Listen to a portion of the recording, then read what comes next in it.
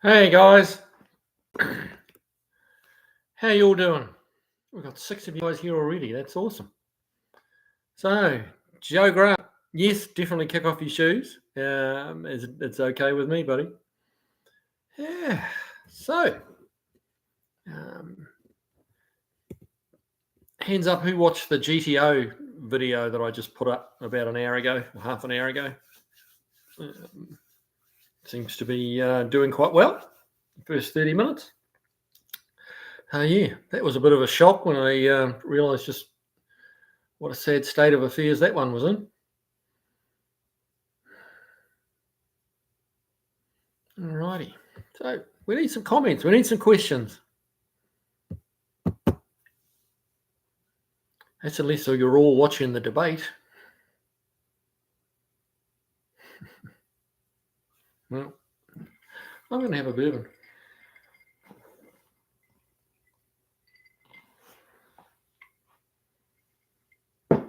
Dickie Farley, hello, buddy. How you doing?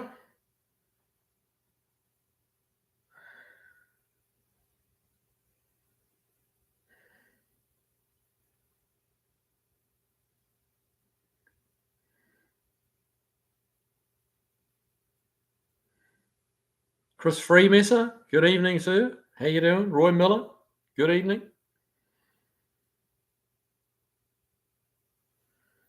So you guys aren't used to these lives being on time, are you? That's one thing I promised myself, that if I was ever going to do lives, I would be here. Like if I say I'm going to be here at 7, I'll be here at 7. And I actually schedule the live to go live at 7. And that's going to go live whether I'm here or not. So yeah, I don't want to leave you guys looking at a blank screen. So yeah, so 7 o'clock sharp, guys. I'll be here. Who else we got? George Kakula. Kiwi, a little Elijah Craig barrel proof for tonight's live chat. Oh, good for you. Actually, I'm drinking a bit of apple bourbon tonight. Some Jack Daniel's apple bourbon, which is, you know, a little change up. It's a little sweeter. It's got a little bit of apple liqueur mixed in with it. It makes it quite nice on the rocks. Quite nice. Kevin Brown, how you doing, man? Barracuda, good to have some Kiwis in the house. Very cool. What time is it over in Kiwi land? It must be, got to be morning sometime, like Wednesday morning. Dickie Farley, 8 o'clock in Ohio. Okay, you're ahead. G'day from Townsville. Very cool. Some Aussies in the house as well. Gary Dutton, good to have you along. Kiwi Mars, where's the star of the show, Kev? Actually, I forgot him. I left him in the car. Oops. But we do have a new star car tonight. We're going to, and if any of you don't know what that is, well, then you probably just need to turn off the live and go and watch the debate. So you should all know what that is and what movie it's from. So, yeah, well, with the exception of Kiwi Mars, that's Mrs. Kiwi. She probably does not know what it is or what movie it's from, but that's okay. We'll give her she gets a pass. She gets like a free get out of jail card, so which seems fair. Rob V, hey Kiwi, Robin Wayne from New Zealand, love your videos. Well, cool, thank you, man. Granddad's Junk noon, Barracuda midday, 12:03 Wednesday. Well, we've got a few Kiwis in the house. That's cool. Vilefly apple bourbon sounds wonderful. It is actually quite nice. It's quite nice. Very easy to drink, but yeah, you got to kind of watch that a little bit.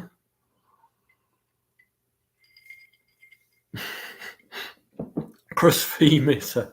Kev's back in jail, another DUI. Well, yeah, we weren't going to say anything, but yeah, he's got a problem. Gary Dutton, 10 a.m. there. Where's here, Gary Dutton? 12:03 in Rotorua. Man, it's really cool. I didn't realise how many Kiwis were watching.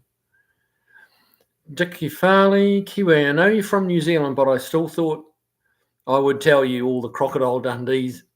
Tell you all the Crocodile Dundees are free on YouTube right now. Don's Manufacturing. Hey, welcome along, bud. Granddad's Junk, Barracuda chatting. Yeah, Gary Dutton, Townsville. Okay. Very cool. 5:05 in California. That makes sense.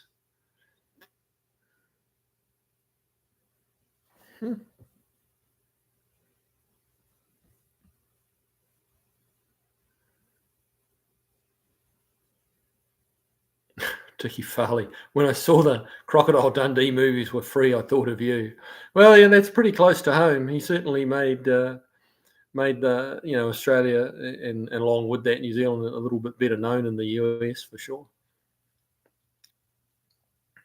Vilefly, I only brew mead, but I do wonder if I should change to moonshine. Yeah, there's some nice moonshine. There is some nice moonshine. I've had some actual. You can buy kind of moonshine in the shops, and that's kind of mass produced. But I've had a couple of times. I've had some real live, homemade moonshine, and that's it's got a kick, but it's pretty nice. Really nice. Sean AO86, believe you don't live too far from Uncle Tony's garage in Tennessee. No, it's about 45 minutes away from me, his new shop. So yeah, not too far. There's a bunch of YouTubers in Tennessee, a bunch of them. Seems to be a little hotbed, obviously there's YouTubers all over the country, but there's quite a few automotive, old car automotive YouTubers here in Tennessee. Whistling Diesel, Vice Grip Garage. They're a couple of the big ones.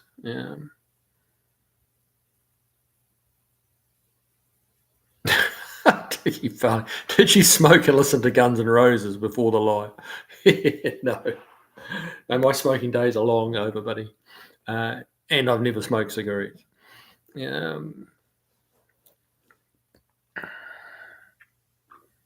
Who we got? Oh, Danny Boyd in the house. Hey, Danny. Danny Boyd, I drank too much meath. Hey, Kiwi brother, that Big M Automotive in Williams, California is a really good bloke. He has a set of engine mounts for my 58 Savoy for a Poly 318. Okay.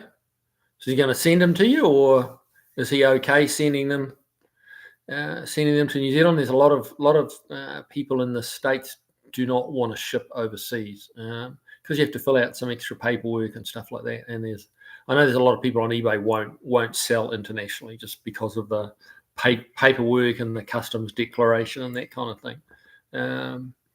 But if you're stuck for those, let me know, and he can send it my way and I can send it your way. So there you go. Vilefly, so how's Large Marge doing? She's doing slowly. I did a couple of hours on her the other day, and actually got the turn signals working. And with a couple of bits that I've been given, little some of the mechanicals inside the turn switch mechanism that I've been given, I kind of managed to patch it together and made a couple of parts to connect the parts I had together, and it's all working. It's working good. So it's nice to have turn signals, and I have to stick my arm out the window whenever I want to turn. But yeah, also the kind of next thing on the list, it's got a couple of broken manifold studs, and so it's right now it sounds a lot like Christine when she was returning to the garage when she'd been beat to death, and how terrible it sounded. That's exactly what Marge sounds like right now. Curtis Randolph, hey, Kiwi and Kiwi Anns. There you go. Hey, man. Dickie Farley, I like the different flavours of Crown Royal. I haven't tried any Crown Royal, actually. Okay. Might be worth a look at, though. There's rumours of Ford making a four-door Mustang. Don't know if it's true or not. Look, Sean, I hope not. I really do. They're on it. They've got a good thing. Like the Mustang is... the G. I'm thinking a lot of GM guys would begrudgingly admit it's probably the Mustang is the muscle car of the era. That there's Camaros and Chevelles and all that sort of stuff. But Mustang is they've been making Mustangs and they've just never stopped. And it's a fabulous formula, and they just need to not mess with it. That calling those EV atrocities a Mustang was. They got a lot of flack for that, and hopefully they've learned from that and they won't start adding doors to, a muscle car / sports car. Yeah. Oh, Granddad's junk. Yes, he will send to New Zealand. Cool, man. That's probably the quickest way for you to get it, is if he just sends it straight there. So that's cool. Very good. Cat Josh Homan, cat head popped up on my system. Sorry about that, man. Danny boy, don't want no 4-door Mustang. I get it. No, I don't think many people do. I really don't. John M. Hi, Kiwi. Just watched the GTO video. What a shame. That looked like a very original GTO. It was pretty original, or is pretty original. It's had a few little changes, but they're nothing that couldn't be undone if you wanted to. Yeah, and yes, it's a shame, but it will be good as new again. It's just going to be quite a few $1,000s later. It's not a cheap engine to build. Even if there's really minimal amount wrong with it, it's still an expensive engine to rebuild. It's not a small block Chevy. It's not an LS. All the parts are more expensive. Machining's the same, but yeah.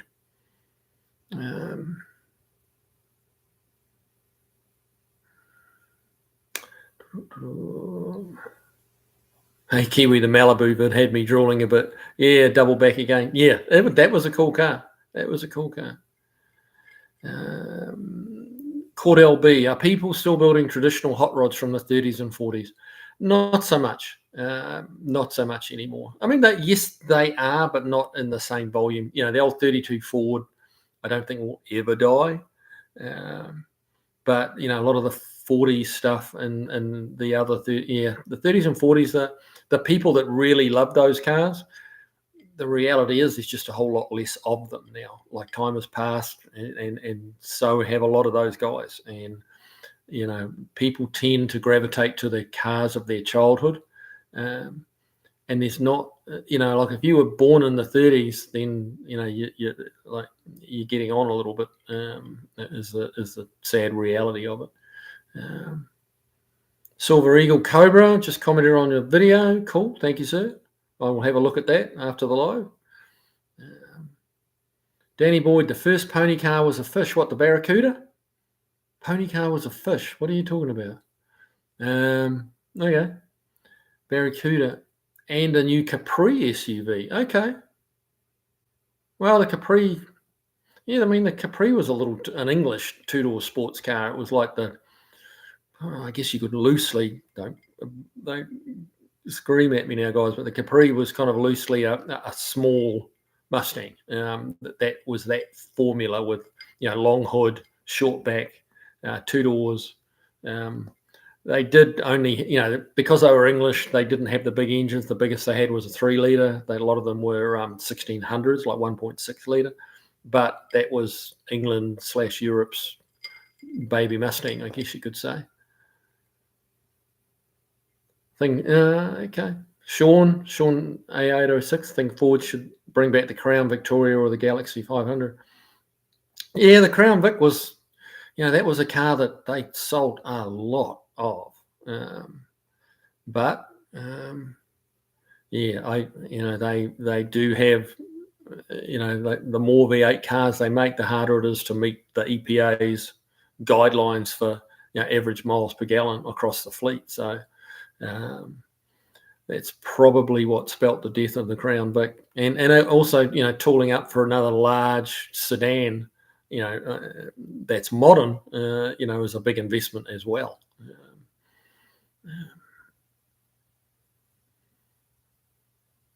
A 4-door Mustang is a Taurus SHO. Yeah, John M. Yeah, that makes some sense. There's some validity to that comment. I get it. They are a hot rod, that SHO. Paul Anderson, not to break up the vibe, just wanted to say thanks for making your videos. They are entertaining and informative. Keep up the great work. Hey, well, thanks, Paul. I just show you what I do, on a day-to-day basis, and kind of hope that you enjoy it. So yeah. I'm glad that you are.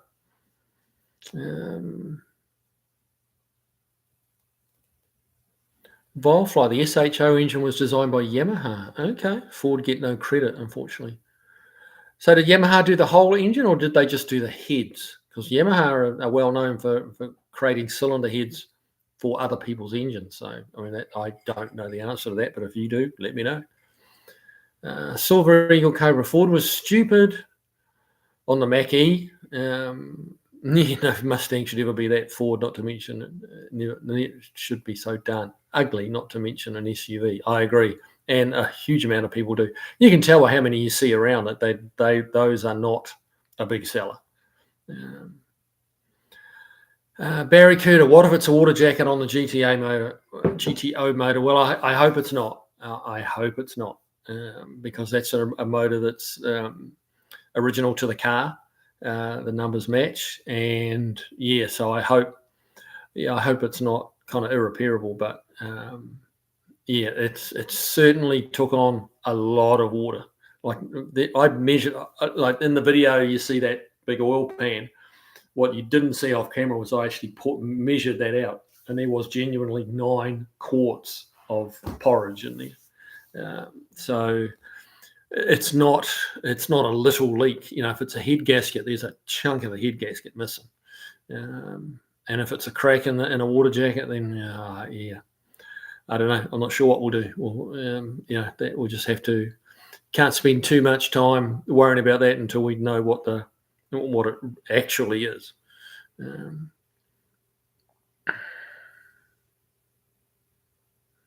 Bowlfly, if you think that's something, you should see the number of Ford products with a wet belt drive for their oil pumps. Yeah, that's a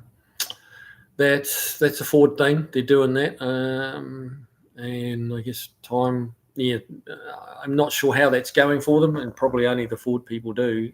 There's certainly been quite a bit of talk about it. Wow, you guys are keeping me busy. I'm not keeping up with the comments here. Danny Boyd, I want me a Crown Vic. Yeah, they're a great car. Steve, that works for me, he's got a Lincoln, which is just a Lincoln version of a Crown Vic, and he doesn't really need it, but he doesn't really want to sell it either. It's just a big old comfortable tank. He throws all his family in there, and off they go, and it's easy. So yeah, cool car.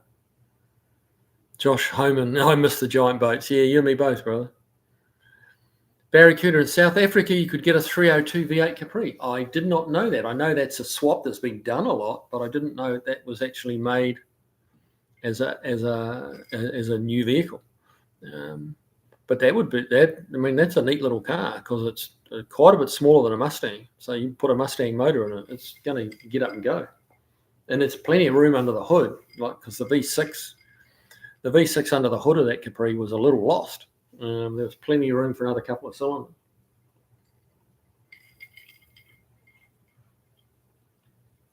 Sean 806. Surprised Ford didn't sell the Falcon in the UK back in the 60s. Wasn't much larger than most UK and European cars of the time period.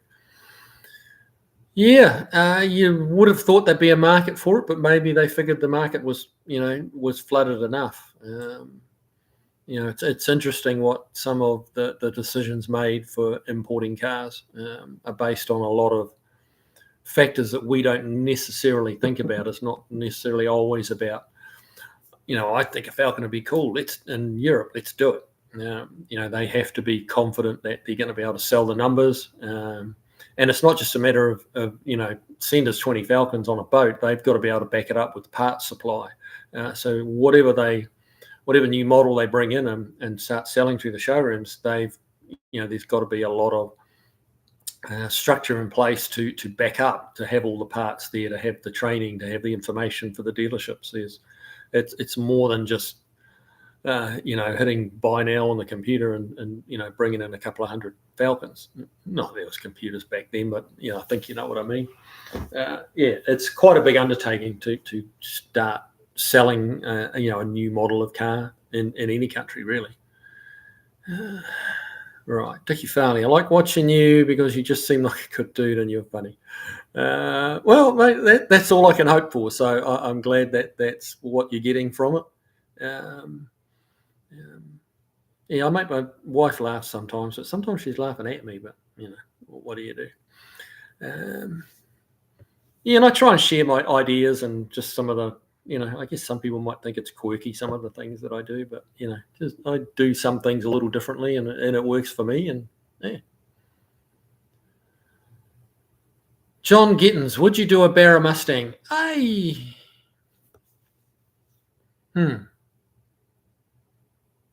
Possibly, yeah. if I was going to do a Barra, I might, I've not ruled out the idea of doing a Barra in that yellow Falcon that I've got. But yeah, I mean, Mustangs have had all sorts of engines put in. I saw a video not long ago where someone had put a Ferrari V8 into a Mustang.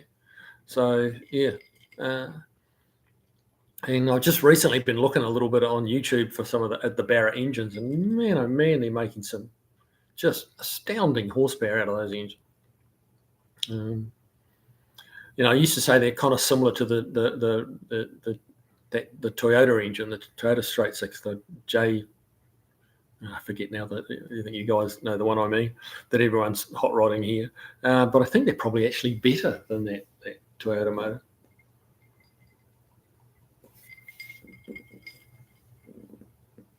Volfly, Yamaha did the whole engine, that SHO and the Taurus. I think no parts swapped from anything else. Okay, good to know.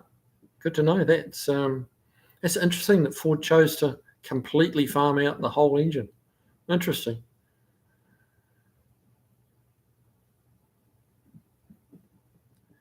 John M, tech question. When setting idle mixture and while maintaining vacuum, do you want to be as lean as possible or as rich as possible?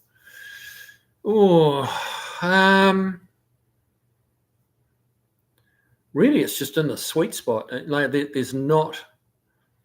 I've found that like maintaining that vacuum. If you go you can't go very far rich or lean, and the vacuum starts to suffer. So really, I'd just put it right in the middle. Just really the best. If you've got, I don't know, let's say half a turn for a round figure, on your mixture screws, and the mixture's not changing, I'd do quarter of a turn. I'd just put it in the middle. Maybe if it was summer, a little leaner, and winter maybe a little on the richer side, just because of the difference in the air temperature. Obviously, the colder air, colder the air is, the denser it is, so you need a little bit more fuel. But that's kind of nth degree stuff, to be honest.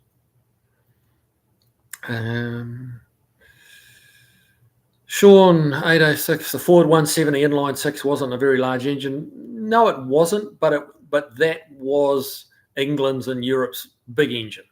That was their large engine. Here, that was on the small side. See, in England, on the small side is 1.3 litre. I don't know how many cubic inches that is, but I think that 170 is 3.3 litre. So a small engine in England, and like some of the Ford Escorts had 1.1 litre, which is like 1/3 of a 170 Ford. So yeah, they very much went for small engines because gasoline was so expensive. Or it is so expensive over there. Dr. Art's in the house. Hey man, how you doing? What's this? Tell the guy they just leave the GD to just leave the GDO and forget all about it, and I'll come pick it up. Okay, I'll suggest that to him and see what he says. I can't say fairer than that, man. Josh Homan, Europeans claim ridiculously low horsepower figures on their cars to avoid taxes. Yeah, that's probably true. Because the governments didn't want big engine cars. They didn't want to be importing a lot of gas. Volfly, well, lean idle keeps the plug cleans. Yes, it does. You're right. But as I was saying, the difference between a rich and lean idle that's still got peak manifold vacuum is pretty small. Like on the rich side of peak vacuum, it's not going to be that rich and idle. Don Ballot, Coyote ain't no joke, just hard to fit in a cool looking car. That's such a big engine. I mean, I got two on the go at the moment, Coyotes into Mustang, and they fit. That you have to get rid of the shock towers, and even then, it's a squeeze. That's a lot of engine in the engine bay, and a lot of it's the width. They're very wide engine.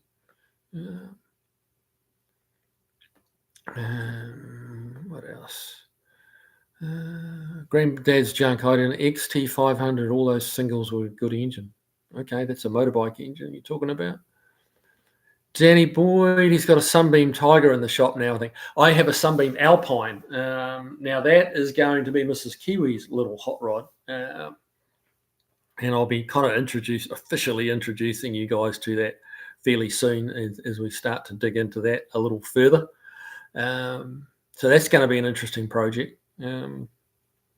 She has a little list for me of requirements that she wants from it. Some of the things on that list wouldn't necessarily be on my list, but it's not my car. So, yeah. It's going to be very quiet, very smooth, very nice. Just a cool little sports car with, 400 horse. John M. I used to have an 85 former NH State Police Crown Vic. Great on the highway, but on the back road, no one would do even the speed limit if you were behind them. No, that would be a pain in the butt, wouldn't it? Everyone would think you're the law. Dickie Farley, true what you said about liking childhood cars. You grew up around, because by choice I'm 60s or 70s car persons. When I see an 80 Monty SS, I want one so bad. Yeah. It was a funny thing. It wasn't long ago I had, I kind of reluctantly took in an 88 Malibu, I think it was, or Impala, like a 4-door sedan. It was a horrible, shitty brown. It just needed some door rubbers putting on it for a lady that was having trouble to get anyone to even look at it. And I said, okay, bring it in. And it certainly wasn't the era. 88 is not the era we normally work on, but I always have trouble saying no to the damsel in distress kind of thing. Anyway, it was parked outside ready to go, and a young guy in his 20s, probably my late 20s, maybe early 30s, came by and asked if he could take a photo of it because it was such a cool car. And I'm like, really? Okay.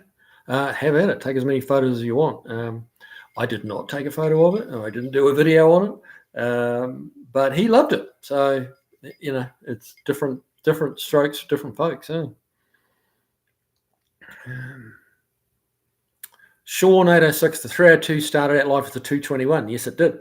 Increased to 260 and 289, 302.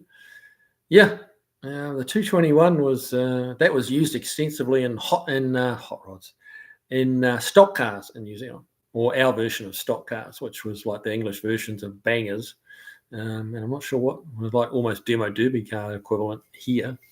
But the 221 cubic inch was the maximum cubic inch size you could put in those stock cars.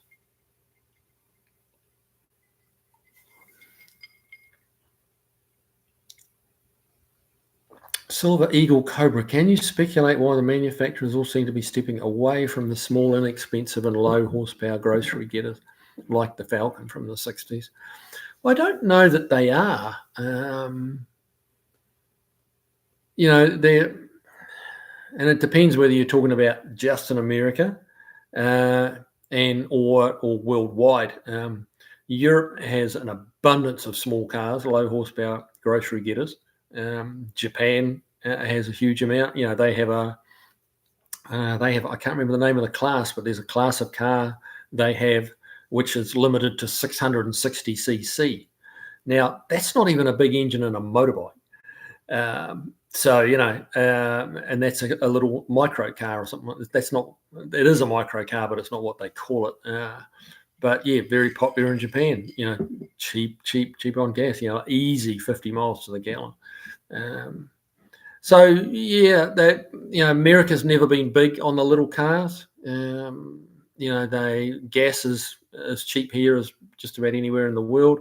So you can have a bigger car. You've got big interstates. You cover a lot of miles. And if you've ever driven on roads in England and Europe, they're very little narrow roads. And the last thing you want to be driving down one of those roads, is a Crown Vic, because you will come to grief because you'll just run over the top of some other little 600cc puddle jumper.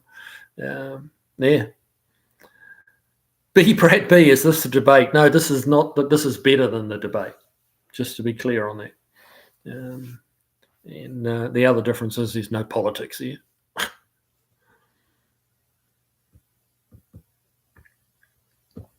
Barracuda. The Capri V8 was sold by Ford South Africa, and the conversion was done by a dealership, but like Mr. Norm. Ah, okay, I see. Okay. I imagine they would have been popular, were they?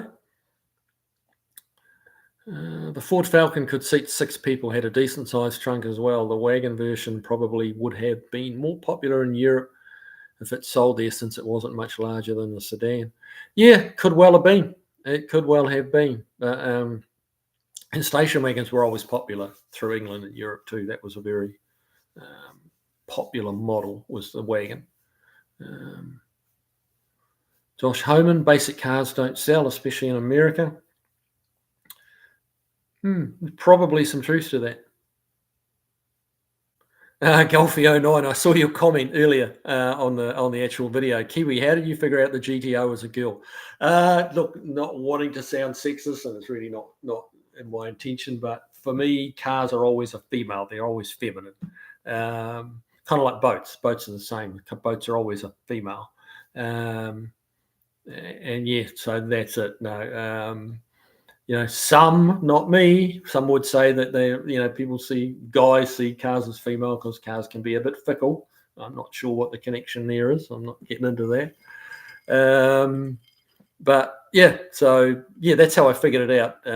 All my cars are females, like Large Marge. I don't typically name them like with girls' names, but they're just if I'll say, I'll be talking to Steve and I'll say, oh, she's developed a misfire, and it's always she. It's just a female thing. It's just how I am. It's not meant to be negative anyway at all. It's really a positive. It's most cars are a thing of beauty. So there you go.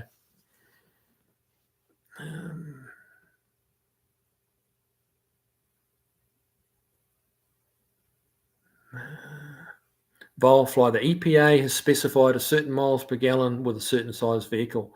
The small car MPG is allegedly unattainable. So now everything is freaking huge, especially the trucks, all the styling of a brick. Okay, that's all right. Now you may be right there. What I've heard is slightly different. My understanding is that they have a miles per gallon average that they have to maintain across the fleet. And that is why they're still doing the little Ford Fiestas and stuff like that, which are getting 40 miles to gallon, and they're continuing to try and sell those to keep their average across the fleet up, to the point where it needs to be. So what you're saying is quite different to that, but I'm not going to say you're wrong at all, but that's just what I kind of heard, and yeah. Danny Boyd, there was a guy on Four Eyed Pride who put a Barra head on the 200 in his Fairmont Futura or Zephyr Z7 turboed at 2. Huh. The Barra head. Well, yeah, I mean the Barra engine is based on the American 6-cylinder, the 200 Mustang 6-cylinder engine. They bored and stroked it out to 250 cubic inches, and that's my noisy phone. And the Australians just kind of expanded on it from there. And I don't honestly, it could be the same block. Obviously, the head's different. They went to a twin cam 4-valve head, but I don't know. I don't know what they did to the block on the Barra engine. But yeah, it's quite believable that you could put a Barra head on the 200 Falcon Mustang bottom end, but I'm not sure why you would do that, not just get the complete Barra engine. And the Barras were also turbo from the factory. That was an option in a Ford Australia. You could buy. They brought them out in a turboed version, and they also brought them out in a supercharged spec. Don Ballot, got a 351 Cleveland in your way that I could take off your hands? No, I don't, buddy. But they're out there. I see a few for sale on Facebook Marketplace. There's a few out there. Unfinished project. Have you scheduled the walk-around video of the 557 cubic inch 66 Mustang? That's a video that I've already put out, probably a year ago. Or more. If you look back through my videos, you'll see it there. It's the or search KSV 9000, which is the name of that car. But yeah, that video's been done, and it was a good walk around. Talked about everything that I did to it. So yeah, dig back through the archives, as it were, and you'll find it. It's there. Sean, the most reliable engine Ford made was the 240-300 inline six. Wouldn't win any sports car competition, but it would run forever. I believe it's still made for industrial and marine applications. Okay. Yeah, well, that I can believe that. Yeah. Good engine. I mean, just the 200 was really good as well. They're very, very hard to break. I've only ever seen one broken, and that was like a young 16-year-old guy just revved it to death and killed it. But that's the only one I've ever seen broken. Obviously, they wear out still eventually, but that was I've only ever seen one broken.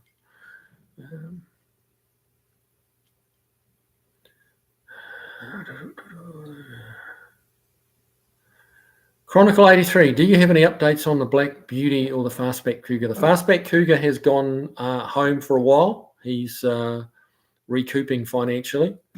He's got a couple of other projects that are draining his checkbook a little bit at the moment.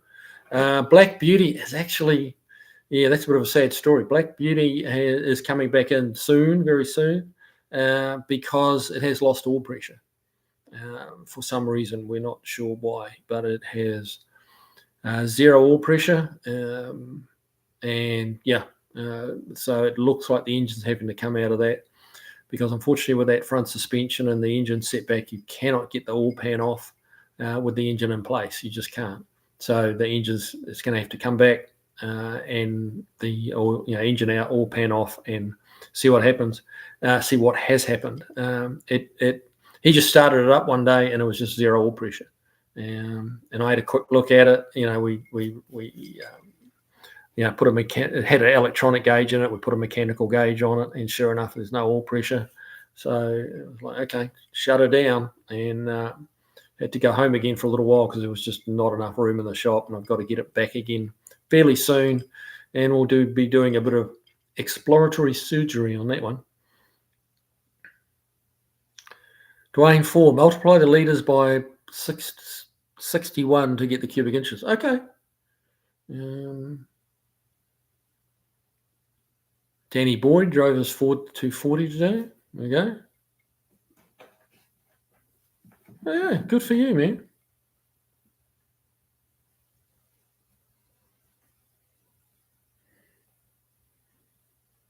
Sorry, just reading a quick message. Okay.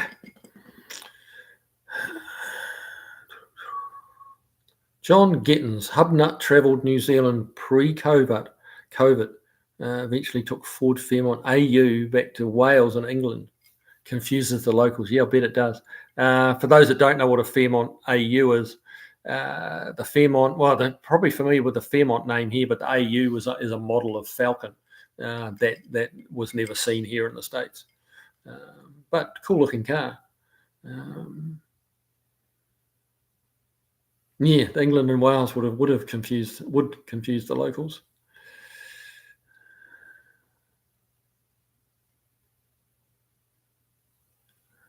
Okay.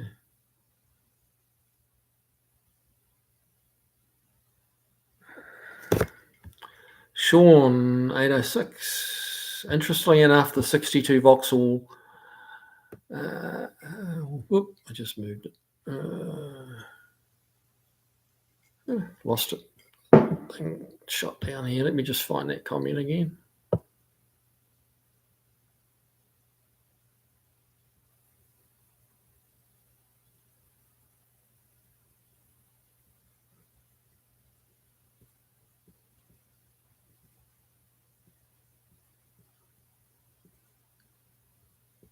Oh, I've lost it. Oh, there it is. Interestingly enough, the 62 Vauxhall Cresta basically had a Chevrolet 235 inline 6, aka the Blue Flame 6. I didn't realise that was connected to the Blue Flame 6. Okay. I know that the Blue Flame 6 went on to become the 6-cylinder in the Toyota Land Cruisers. Toyota bought the blueprints for the blue frame Blue Flame off Chevrolet and did a bunch of changes to it, but they worked off the blueprints of the Blue Flame.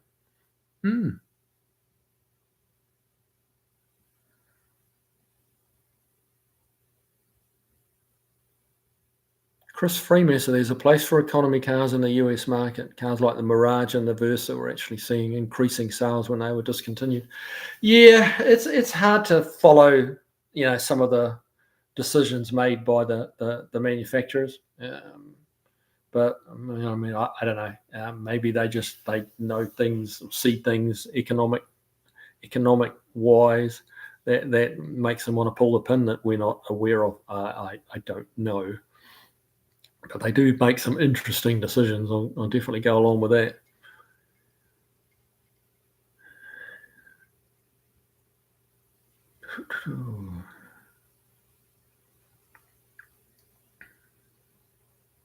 Vilefly. Lots of grumbling about the new junk trucks. Well, I'd still much rather have a Chevy, a Ford, or a Dodge new truck than that bloody Tesla truck. I know that.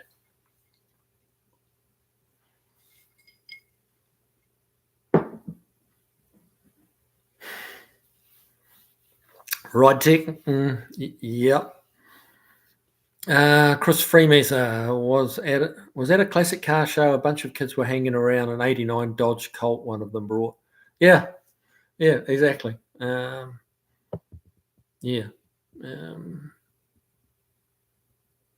and that's kind of going to be the future.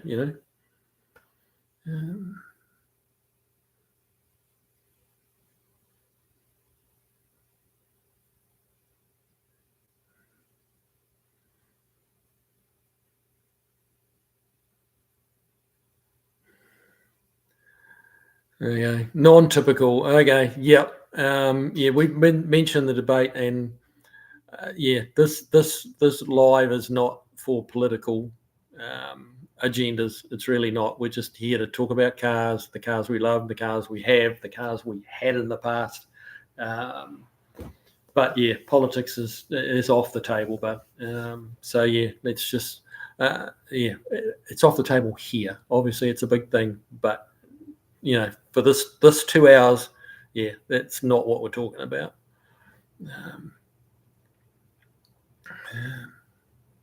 Iceman 2K10.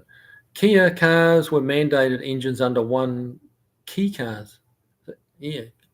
Okay, I think that's the Japanese one, is it? Were mandated engines under 1 litre, but you see them here on occasion. They're pretty cool. Haven't seen any in person. Okay. Those little mini trucks that there's been a lot of press about lately. They're not very safe and that kind of thing.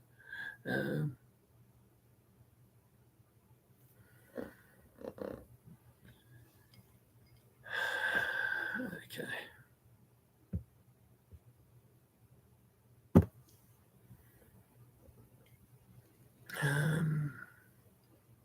Sean 806, you don't want a car that's too big or too small, but in search of the 66 Ford Galaxy 500 four-door hardtop, larger than modern vehicles for sure. Yes, it is, but it's probably the largest vehicle I would need. It's a big car for sure.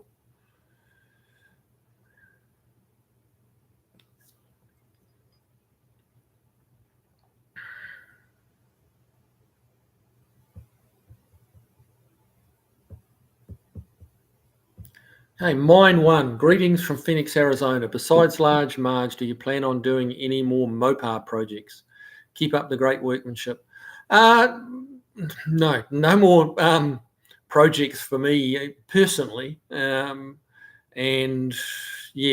I've still got to get that Barracuda back in with the mystery cylinder head leak. I've got to try and get him back in this month if I possibly can.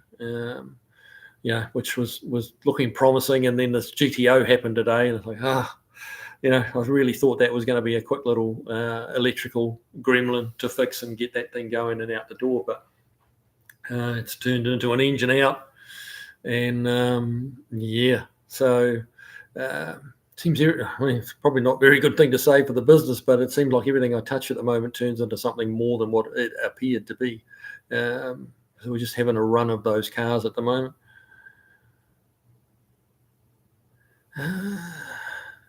Yeah. So yeah, thanks, mine one. George Cook, no worries, Kiwi. I made it. How's the Y block fire truck doing, mate? That kind of just disappeared. It fell off the radar. I put in an estimate for it to do the work on it, and that's the last I heard. I don't know whether they couldn't get the budget together. Someone else volunteered to do it. They were actively kind of looking for someone to do it. So maybe they found someone. They even had a little piece on the local news about how they were having trouble finding someone to fix their fabulous old fire engine. So yeah, maybe somebody had the time and inclination, did it for them, for free. Maybe that just wasn't something I was able to offer. So yeah, it's it would have been kind of cool, but that's gone away. Too funny. I wondered where the clown horn sound came from. That clown horn was a message from my wife. So don't be calling her a clown, Dickie. That's not very nice. Someone remind me, what engines beside the 352 were Y block? Oh, mate, a whole bunch of them. 272, 292, 312, 316. I think they made a 317, 332, 352, 390. We're all 350. Yeah. So the Y block, they made a lot of different Y blocks, and like Lincoln and Mercury made some oddball sizes. They made Mercury made like a 360 something cubic inch Y block. There was some oddball ones. Yeah. Iceman 2K10 was the 312 a Y block. Yes, it was. Yep, just a board and stroked. 272.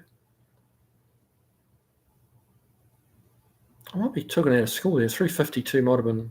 352 was a Y block. George Kakula, when converting early Mustang rear brakes to disc, is it required or recommended to add power assist? Typically, disc brakes will need a power booster unless you have quite good sized diameter disc, like 12 inches plus on the rotors. Disc brakes do require a little more pedal pressure. Typically a booster is advantageous. You don't have to have it as long as you've got the exactly right size master, to get your leverage right. I'm not a big advocate for rear disc brakes. Your rear brakes do very little of the work of stopping the car, and for most people, a decent set of drums and good working condition are ample. Certainly if you've got wheels with big windows in them, like big gaps and openings in them where you can seal the brakes, the four-wheel disc definitely offers you a better look. Cosmetically, they're much better to the eye than drums in the back and discs in the front. But yeah, if you're just running fairly stock wheels or hubcaps or whatever, then you don't really, discs are not that necessary on the rear. Unless you're doing, if you're going to road course the thing and you're really braking hard all the time. But if it's a street-driven car, if you drive hard enough to run out of rear drums, you're going to have a bunch of speeding tickets, I'll tell you that, mate.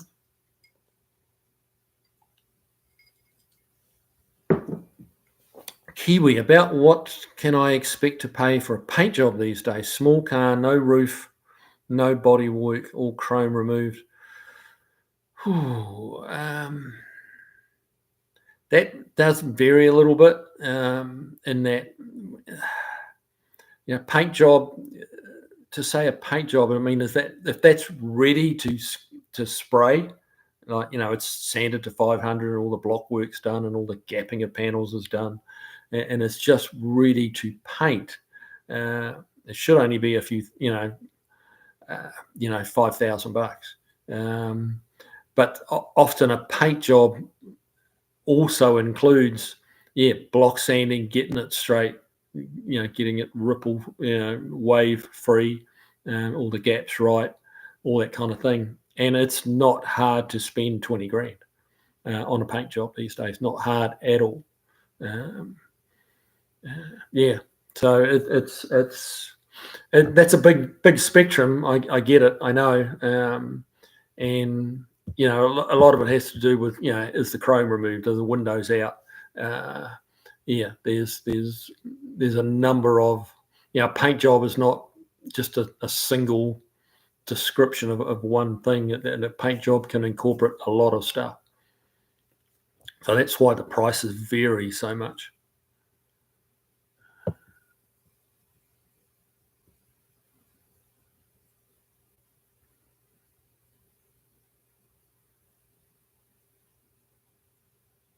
Yeah, I'm just going back here.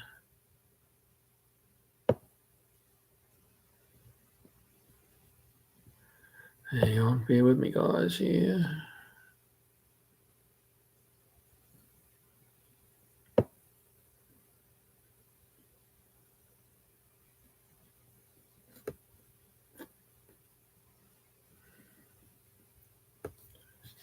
Hey. William Burns, Lincoln made a 331 Y block. Lincoln made a bunch of different Y blocks because they weren't Lincoln, and same with Mercury. They were not going to have a Ford engine in their Lincoln or in their Mercury, so they didn't change it much, but they made it their own because they were not going to be putting, they're not going to be putting a Ford engine in their, high-end Lincoln or high-end Mercury.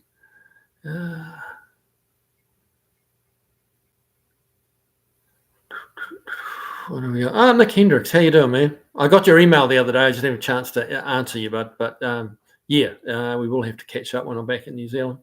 The Sunbeam Tiger or Alpine / Tiger is in fact an Alpine. At the moment, it's not going to be. It's going to be an Alpine Plus. That's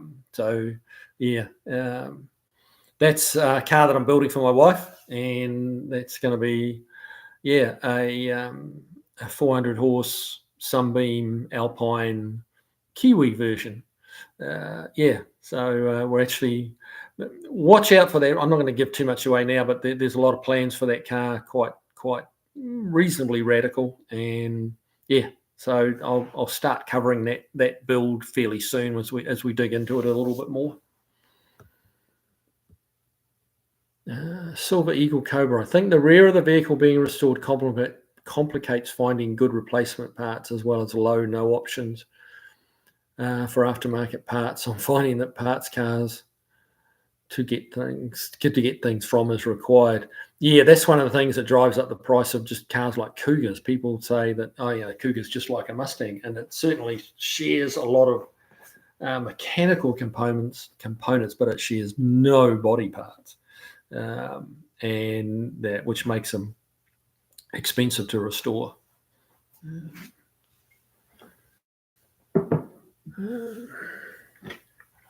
Cordell B, did you ever follow the different eras of American car culture, like the custom vans, mini trucks, hot VW, stuff like that? I didn't follow them. I was aware of them, and I'd see them in the different magazines that we would get in New Zealand, and but I wasn't a big follower of them. The vans, I don't know, just didn't really do it for me. The mini trucks, hot VWs, no. I was kind of stuck in my lane a little bit, really, with classic big American cars and hot rods and stuff like that. The other stuff, really, the vans and mini trucks were not, I could appreciate them for what work went into them, but there wasn't something I wanted to own or build myself. Volfly. Okay, Firefly's chatting with someone about oil pressure, but I haven't quite kept up with that one. I'm sorry, guys. I always prime them with a drill, like the Fords and Chevys. I will, just attach a drill to a suitable drive and, run the drill until you see oil coming up the push rods, or up into the top of the cylinder heads before trying to start it. You can't have too much oil around. John Giddens, will you be watching Bathurst this year? I hope to, buddy. I've got to figure out how to watch it over here. But that, man, that is a race. I love the Aussie touring cars, and but yeah, Bathurst is something particularly special. It is a fantastic race. It is, I think, probably the best race in the world, and one of the best tracks in the world. The altitude changes in it, the climb up the mountain, the climb down the mountain. It is absolutely unique. And if you've ever been lucky enough to be there, I went there in 1985. And yeah, it was that. I mean, just the atmosphere there was fantastic, and the people and the cars, and then when you go there, you find out how steep that hill is.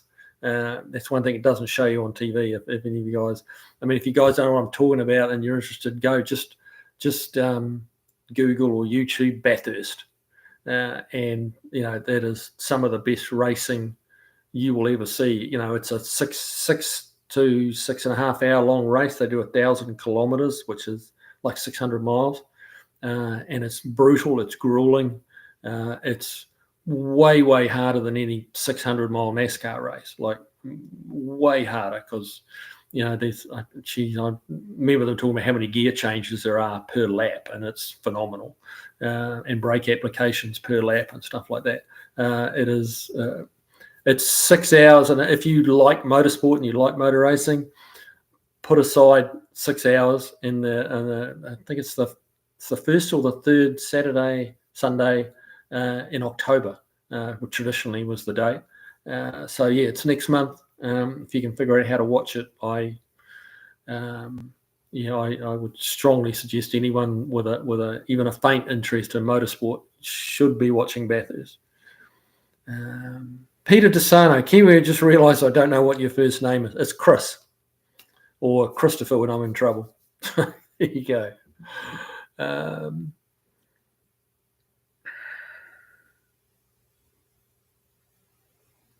Josh Homan, small economy cars, what few there are mostly bought by fleets, individuals and families, like the big trucks. Yeah, it's probably fairly accurate. It's not the golden rule, but I think that's, particularly in America, that's pretty accurate. A lot of families, like in New Zealand, Australia, England, Europe, just the cost of gas keeps them away from the big cars.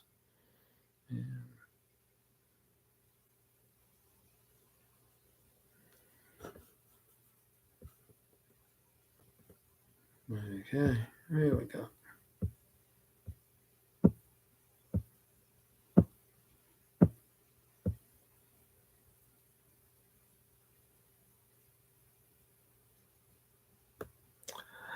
Mongrel Motorsports. What would be a good place to get the hot wire for a carb choke stat on a 66 Falcon?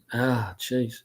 You're talking about that little coil inside the choke. I don't know where you would get that on its own. I have no clue. I mean, they're selling like Chinese knockoffs of those carbs for like $100 on eBay. So you could get one of those and steal the spring. I don't know whether anyone would sell that spring on its own anymore. Andy Nickel, welcome along. You're not that. What's the time? We're only halfway through, man. We're only halfway through. You're good. You're good. Welcome aboard. Hey.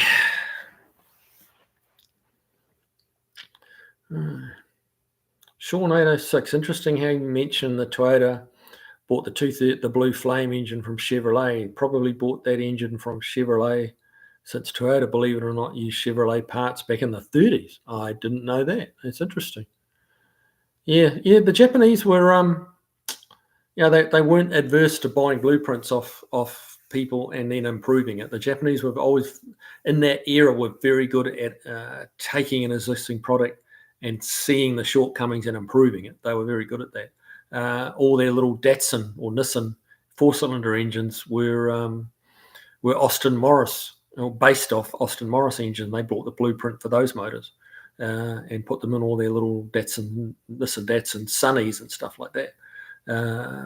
So yeah, the Japanese were not adverse at all to that, buying someone else's kind of good solid engine that wasn't a stunning performer, and then they would fettle it and make it better and turn it into a really good engine.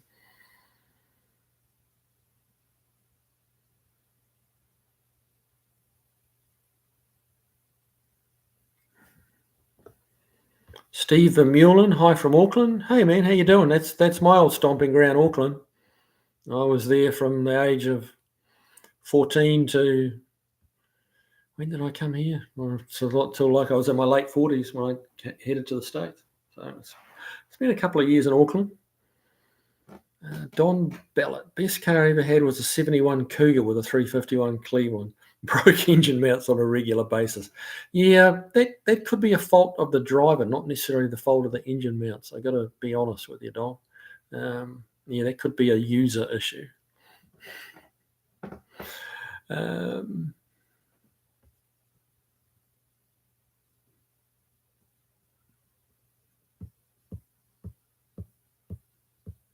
Barry Cooter, Kiwi, I bought a pair of vintage 5-slot 14x9 Sprint mags recently, made by Croydon Thompson. I remember that name, Thompson Engineering, Auckland. Very rare now. I bet they're rare now. Yeah, I remember Thompson, that Croydon Thompson name and Thompson Engineering. Yeah, I'm not especially familiar with them, but I think they were a copy of those Anson Sprints mags. But yeah, your challenge is going to be finding 14-inch tires wide enough to go on a 9-inch wide mag.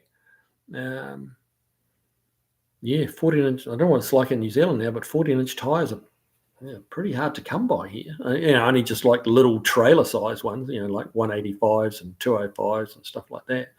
But not a lot in the way of a performance tire. But yeah, that could be hard finding a tire. Dickie Farley, someone seen my 86 El Camino. I bought it when I was in school. It was my first car. They said, man, that's an antique. You can run historic plates on that. But it doesn't seem that old to me. I'm 37. There you go, 86. And 86 is, no, it doesn't seem that old to me either. Well, you're only 37. So,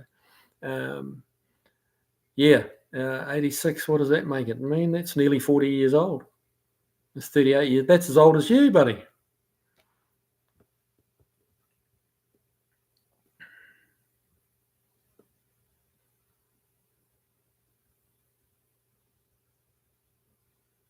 I'm just catching some of Mongrel Motorsports comments there. I'm not sure. I haven't seen it. They've been scrolling up fairly fast, so I haven't seen all the messages, unfortunately, guys. So I'm not sure what you guys are chatting about there. Don Ballot, 252 was the only one you ever dealt with. Great motor. 252. What was that motor? Yeah. Yeah, mate, cars from the 80s are considered classics.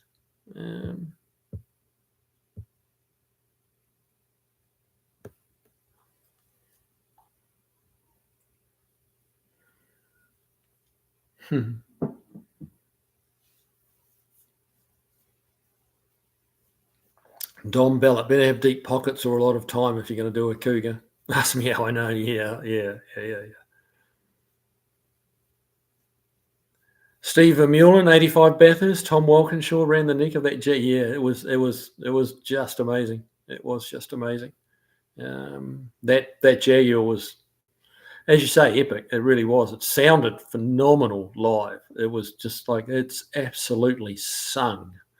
The V12 has a unique sound, and that Jaguar sounded, it's just so good.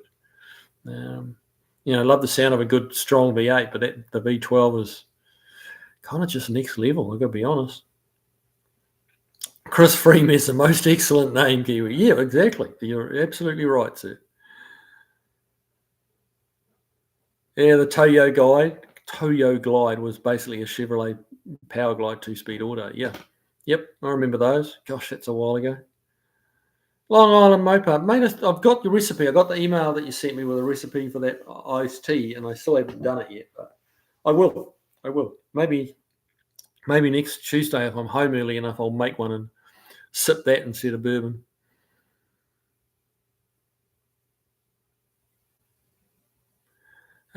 Silver Eagle Cobra. Kiwi, do you forget to circle back on projects, or am I missing episodes where you show them? Maybe. I'm not sure. Sometimes there's big gaps in the progress, and there honestly is, and there can be various reasons for that. Is there a particular car you're referring to? Because I can probably answer that for you pretty quick.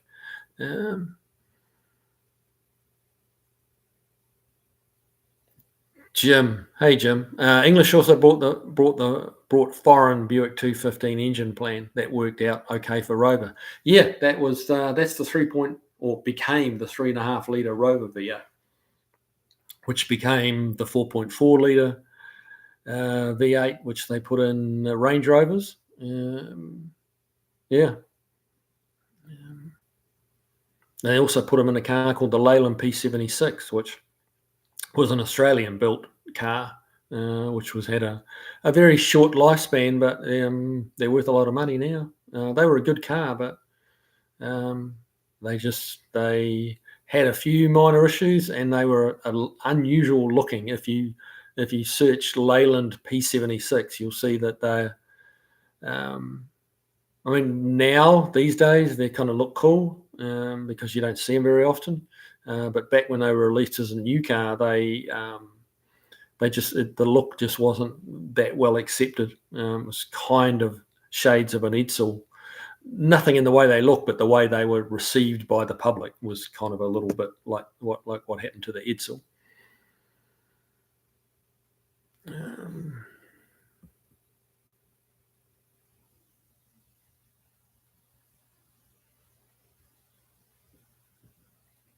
Don Ballot, 353. My bad. I'm not sure what you're referring to there, Bern. Piney had a 352 and a 59 Thunderbird. Yep, that sounds right. Don Ballot. Damn, I can't type tonight. I have that problem. All I'm trying to do is read, and I'm having enough trouble doing that.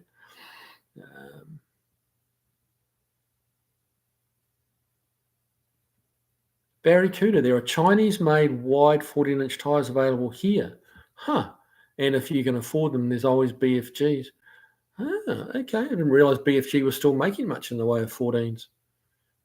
They're cheap here. BFGs are cheap tyres here. That's probably upsetting to hear, but yeah, they're fairly cheap tyres here.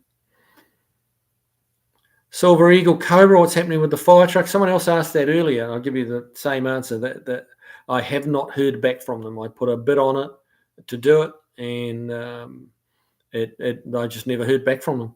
They were actively looking for someone to work on it. They even put they had a little clip on the local news that they were trying to find someone to work on it. So my best guess is maybe someone semi-retired or retired or something said I can fix that and for free, and they probably did that. I don't know,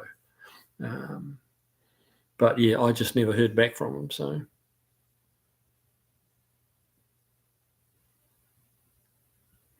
Sean, yeah, one transmission I think would be interesting to drive was the Chrysler Fluid Drive transmission, which was a manual transmission with a torque converter.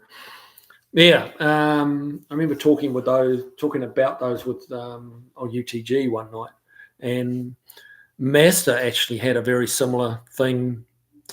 When was it? Probably in the 80s, somewhere around there, where they had 5-speed manuals in a lot of their rotary Mazdas that had a torque converter.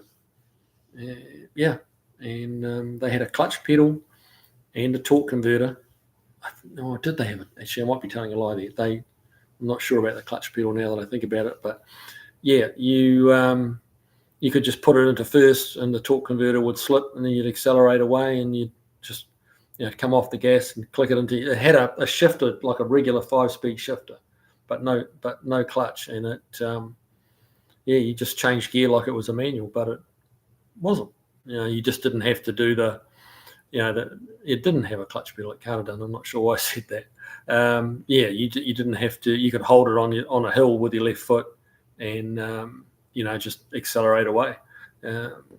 So the people that were struggling with stick shifts, it took that problem away, and it still kind of gave you that stick shift feel or manual transmission feel.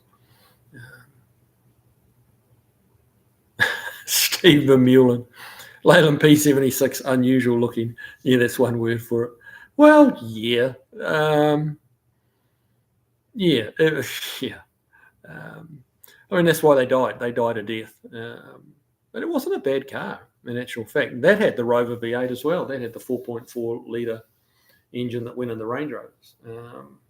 So they had all the makings. It was 4.4 litre V8 with a 4-speed column change manual transmission. That was an option you could get, or either manual or automatic. And the manual was 4-speed column change. That was a little unusual as well.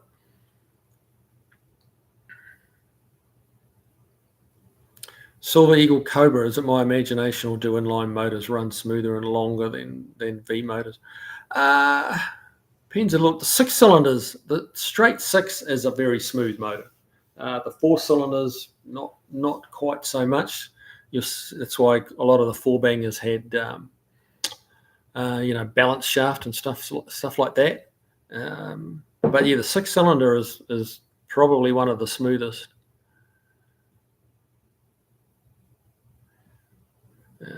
Probably one of the smoothest engines out there. Oh, I've gone backwards on this thing. How did I do that?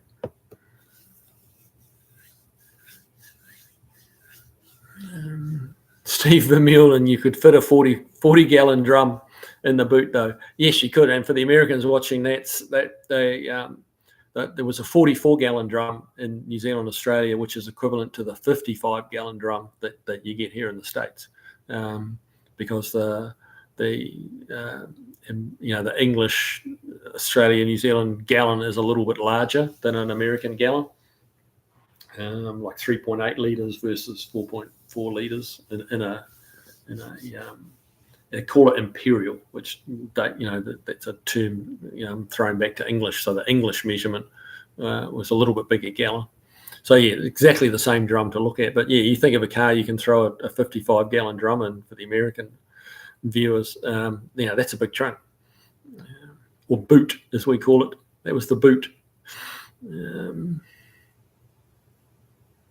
Alan Trimble, I tried to get a 235/60 14 BFG for a customer's Ferrari 308 about 10 years ago. They were no longer available. Really? That's an odd size tyre to be putting on a Ferrari. I would have thought, but 308. Interesting.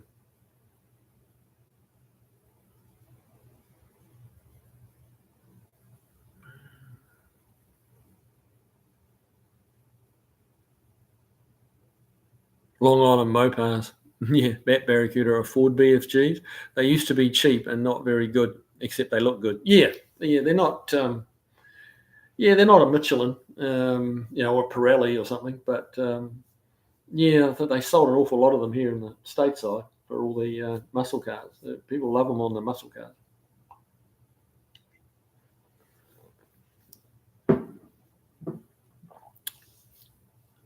D-Reg Deberjack. That's a mouthful. Try to say that when you've had a bunch of bourbon. 1970 Subaru 360 two-stroke was given away with the purchase of Cadillac. Really? Washington, D.C. Parks Department used the van and pickup versions. Had the car version for a bit. They gave them away with the purchase of a Cadillac? That's wild. Huh, that's funny. They were a little tiny dinky car. I do remember them. They sounded just like a two-stroke motorbike. If you had your back to it, it was coming up the street. You'd think you were getting there was a motorbike running up on you. Vilefly. Inline sixes are inherently balanced, so are inline threes, but not as great. Inline fours, not so much. Yeah, exactly. Yeah, a lot of the fours have balanced shafts and stuff like that to try and smooth them out. George Cook, the clutch flight trannies of the early Hemi days had a clutch torque converter. You clutch out on start, and then the tranny shifted like an auto. Yeah, I don't think. Yeah, I haven't seen one, driven one.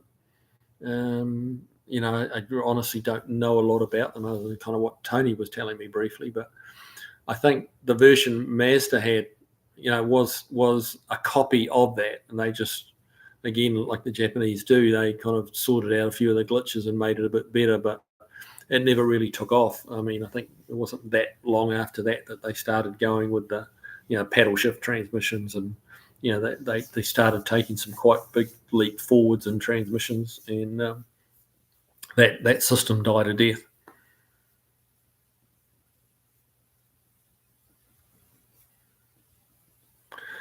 Sean, may seem odd to put a torque converter on a manual transmission, but it gives you the ability to come to a stop without having to step on the clutch and shift it into neutral. Yes, it does. And I can remember back, gosh, when I was a young man, there was a few of the drag racing boys were doing clutched autos. So they would actually take the torque converter out of an auto and put a clutch in front of it. So you could do the bonsai start, launch off the line. Kind of like the so-called neutral drop that they talk about. It was kind of like that, except you had it in gear. And yeah, you could drop the clutch, take it up to 5,000 RPM or whatever you wanted to, and you could drop the clutch and bang, that drives through the automatic transmission. But automatic transmissions really don't like that sort of shit. The cases aren't built for it. They're not built for that shock loading. So it was a way of getting the launch better out of an auto, but it was very hard on them. They didn't live a long time.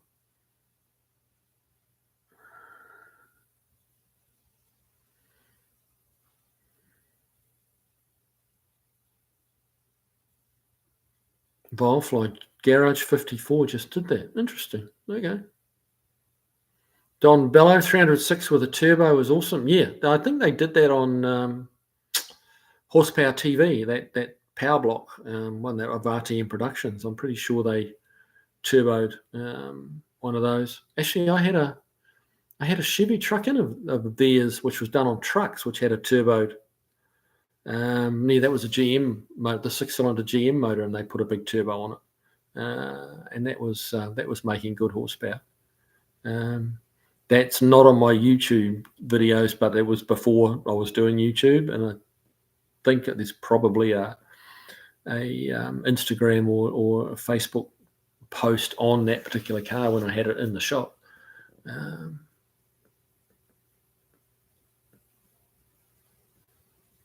Long Island Mopars. Acura put a torque converter on a dual clutch 8-speed automatic transmission for a few years.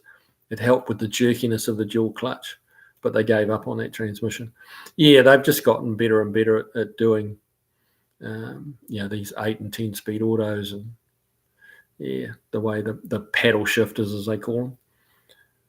Hey, have you guys seen that? I've seen popped up on Facebook a few times, this sequential shifter for the good old 4 and 5 speed manual transmissions, the H pattern 4 and 5 speeds, where it's just 1, 2, you just keep pulling back to go up the gears, and you just push forward each time to come down a gear. It's quite a slick little system, but it's about $3,000 for the shifter, not the transmission. You have the transmission, and then you drop another $3,000 on basically turning a H pattern shifter into a sequential. It's pretty slick, but yeah, it's pretty expensive too. Yeah.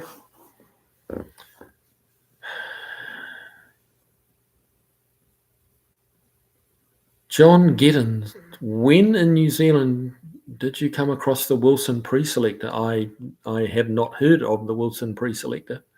Don't know anything about it.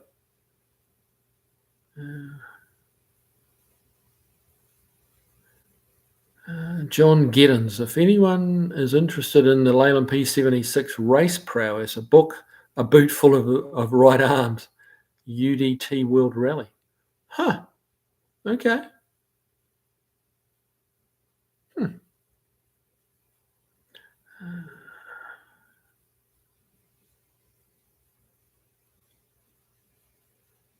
Barracuda. I think the BFG TAs are made by Coca Tires. Not sure about that, but like Coca use quite a few BFGs and turn them into white walls. I know they do that.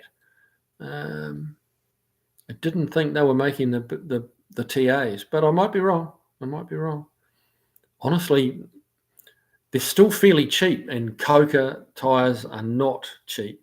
I've seen the TA look tires on their website, and as far as I know, they're modified TAs that they buy from BF Goodrich, and then they, as I say, make them into a white wall by grinding the white letters off and turning them into a white wall, that kind of thing.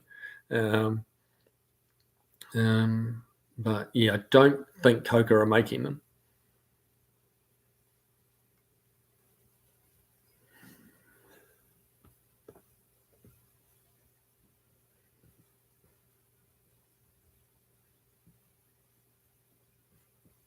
Okay.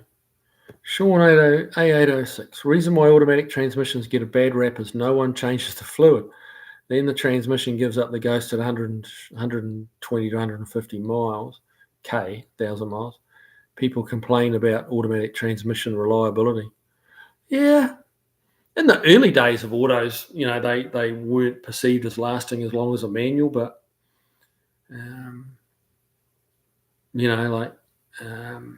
like I had a Dodge Ram, which is sold recently, a 2500 Ram with the Cummins diesel in it, and I'm trying to remember the name of the transmission, but that you service that. The first service for the automatic transmission was at 100,000 miles, and you just change the fluid and keep on trucking. So yeah, they're getting pretty good miles out of automatics now. They're nowhere near as slushy as they used to be. Like the shifts are much crisper. There's not all that slipping between gears that the automatic transmissions of the 60s and 70s had.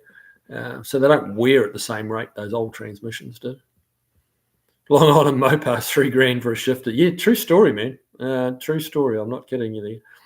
It might have been like 2,800, but plus 2,800 plus shipping and plus tax. So yeah.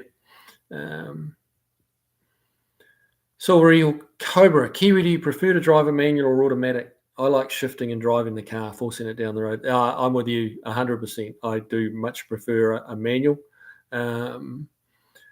In saying that, if I'm just commuting, like if I'm just like I've got a 20-minute drive to work, which is not long, but yeah, it's if I'm feeling in a playful, mischievous mood or whatever you want to call it, the manual's always the way to go. But if I'm just kind of on an autopilot heading to work, or especially coming home, I've had a long hot day, I'm just on autopilot, and I'm quite happy with an automatic. So yeah. But yeah, for my fun cars, definitely a stick shift, a manual.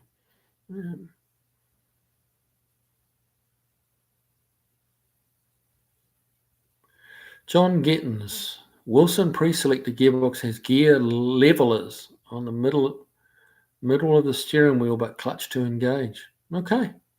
I seem to remember my old man telling me about cars like that.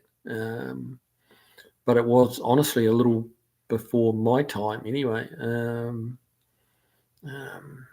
Or at least before my recollection and interaction. I've just not seen, I've heard about them, but I've not seen them.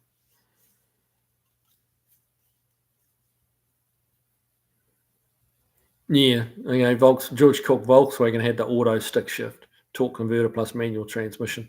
It's certainly not new, and a lot of manufacturers have dabbled with it. And I'm not really sure why, but it's never really taken off as being the way to go. Volfly, try the GM 8 speeds. Class action lawsuit. Yeah, well, Ford's having similar issues with their 10-speed. The damn thing can never decide what gear it wants to be in.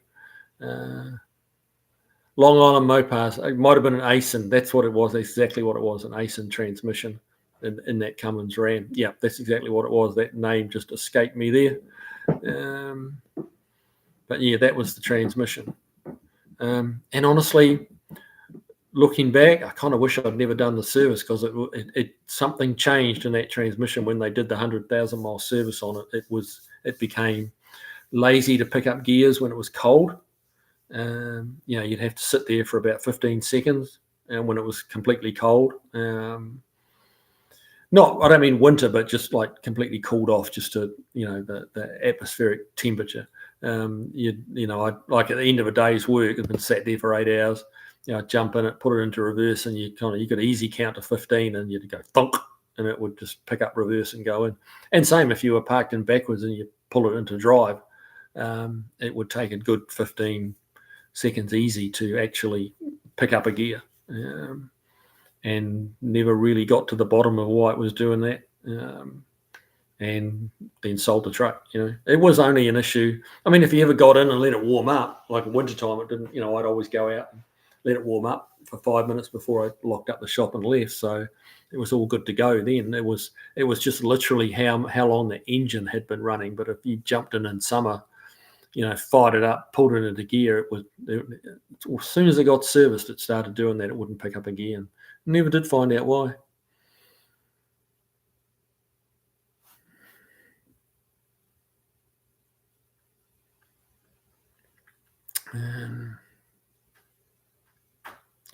Yeah, Sean 806. GM transmissions in the 60s and 70s were very smooth, but almost felt like they were slipping. The C6 and later AOD transmission shifted fairly firmly. Yeah, that was a thing. That a lot of the Ford transmissions were very, very, very smooth through gears, but that was because they spent, relatively speaking, quite a long time doing the gear change to make it smooth. They would that's where the bands would be slipping and stuff like that, transitioning the RPMs between the two gears, the drop or the increase when it kicked down. And that's where a lot of the wear came from, all that slipping. Now the gear ratios are a lot closer and a lot tighter, and they've figured out, with the electronics in the engine, we've got a kind of spare car kicking around, which is a 2010 Lincoln MKS, which has got the 3.5 litre V6 in it. And you drive down the road in that, and as it's changing up through the gears, you can hear the engine, like the management system actually cuts some of the RPM out of the engine as it's changing gear. Like it takes throttle out. Your foot doesn't move, but you can hear it taking throttle out, and just for half a second or less, and it allows it to pick up the next gear without thudding into the next gear. So it's a very quick shift, but yeah, you can.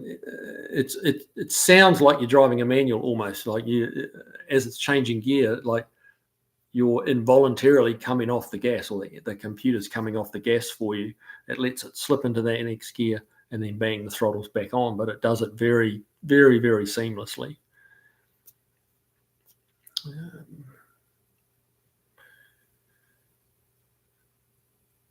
Chris Freemesser, us VW guys don't talk about their auto stick.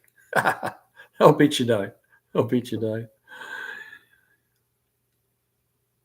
Volfly, still need to get my hands on a switch pitch 400. I've got one of those. I've got one of those behind a 425 nail head, like under the bench. Those are a cool transmission. That 57 Buick I got has got the switch pitch Dynaflow in it. And I never understood why that switch pitch torque converter didn't catch on in a big way. If you're not sure what it is, it's basically you have a low speed stall converter and a high stall converter in one, and there's just an electronic switch that switches between high stall and low stall, or regular stall and high stall. So if you really stand on the throttle, it instantly becomes a high stall converter, and the thing will launch. I mean, not like a drag car launch, but particularly the dyno phone, instead of slushing away in that tall first gear, it changes it into a high stall converter, and suddenly you can spin the tires. Like you can give it 3/4 throttle and it just slushes away. And then, but if you give it full throttle and you hit that little electronic switch, which is on the throttle linkage, it's pretty simple. It's just a little on-off switch on the throttle linkage. And once you hit that, so I don't know how it works, but it turns that stock torque converter into a high stall converter, and suddenly you can spin the tires off the line. It's 7/8 throttle. It's just lazy and sleepy, and then you go that last little bit, hit the switch, it takes off. It seems like the perfect solution to torque converters, but it never took off, and I do not know why. Don Ballot, 6-speed is great. 6-speed automatic, I guess you're talking about. 10-speed is crap. Yeah. You hear nothing but trouble about that. I was only told fairly recently that you have two different keys, and you have on those, like the Raptors and stuff like that, the Coyotes with the 10-speed, you have or at least in the Raptor you can get it, you have like your key, and then you have a guest key, because the transmission learns your driving habits and has a memory for your driving habits, and that's all somehow incorporated with the key. So when you use your key, it knows that you're driving it, and it changes the way and the style that you drive to suit the way you drive, and that it's learnt. And then you have a guest key. So if you loan it to your buddy, your brother, your kid, whatever, you give them the guest key, and it changes in the more pre-programmed regular way, which is all a bit high-techy tech, really.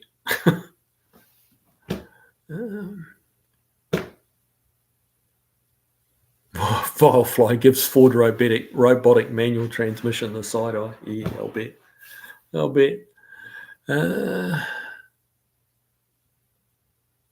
John Gittins, I believe Austin Motor used Porsche 3-speed designed gearbox with overdrive on the Austin A99 column change to change down without the aid of a clutch.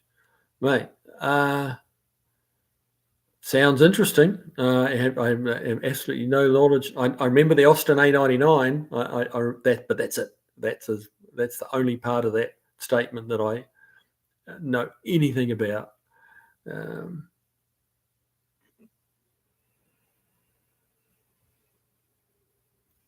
George Cook, most common cause of delayed at gear engagement when cold is hardening seals. Adding some brake fluid did wonders. Interesting. Yeah. Oh well, it has a new home now, that truck, so it's not something I can try. But that's brake fluid. Yeah, well, that makes sense. Okay, I would not have thought to try that, but there you go.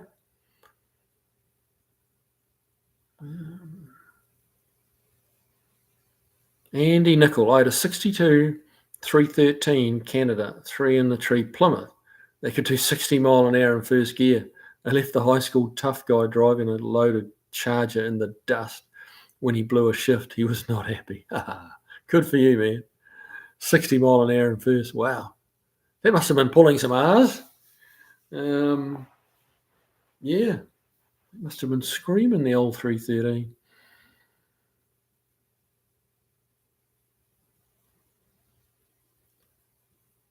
Direct Deberjack, they had a heck of a time re-engineering the automatic transmission when they removed whale oil from the fluid in 73. Okay, that's a new one on me. They used whale oil in the fluid. Okay, I can imagine. Not hard to figure out why they stopped, but yeah, I'd not heard of that one, but hey, it's all interesting stuff.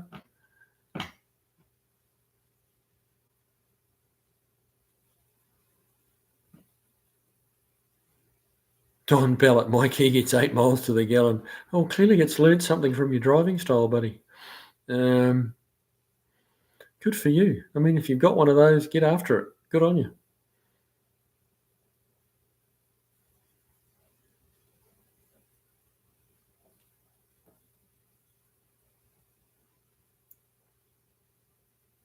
Chris Freemester. So the blue thing is your only vehicle, mate? No, it's not my only vehicle. That's my That's my kind of toy Sunday car.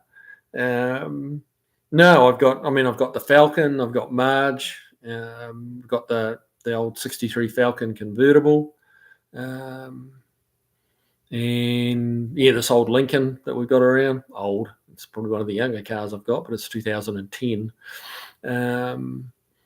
That we just kind of keep around because it's not worth a lot and it's just kind of handy to have. So yeah, no, definitely not the only car I've got, much to my wife's chagrin.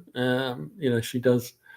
Yeah, when I bought that Falcon, I got, what do you need another vehicle for? And it's like, well, I just do. Why do you need another pair of shoes? I thought to myself, I didn't say that, but you know how it goes, guys.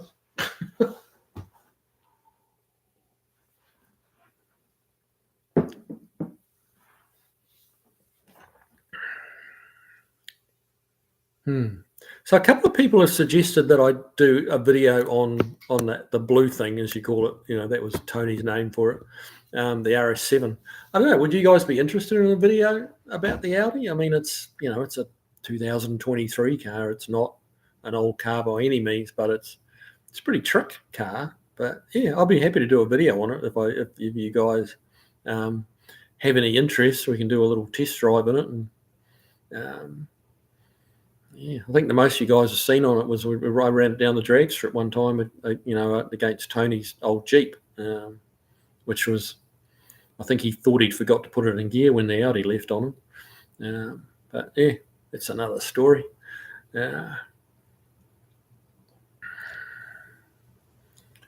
Dickie Farley, Kiwi, I like your old Coke and 7-Up cans in the background. I have an old 7-Up American bicentennial glass bottle. Yeah, that's I came for Father's Day. I came rocking home and it was like a Saturday, I think, before Father's Day, and my daughter had been out and bought a whole lot of car signs and like this one up the back here, this old, how to change your oil, and it's like an old 50s instruction sheet on how to change your oil, and she bought the old, the 7-Up and old Cokes and stuff like that, and kind of gave a little bit of character to the man cave. Yeah. So it was kind of cool. But yeah, I like that old stuff. There's a bit of, one of these days we'll do it. We'll scan around the room and there's all sorts of old stuff. Or, I mean, some of it's not really old, but it's that new old look stuff. So, which is still a good look. Vilefly. The whale oil was limited slip fluid. Took some work to reproduce some chemical properties. Interesting. I had no idea about that. Whale oil. Huh. That would be interesting for me anyway, it would be interesting to know, understand more about how that worked. As you say, the chemical properties.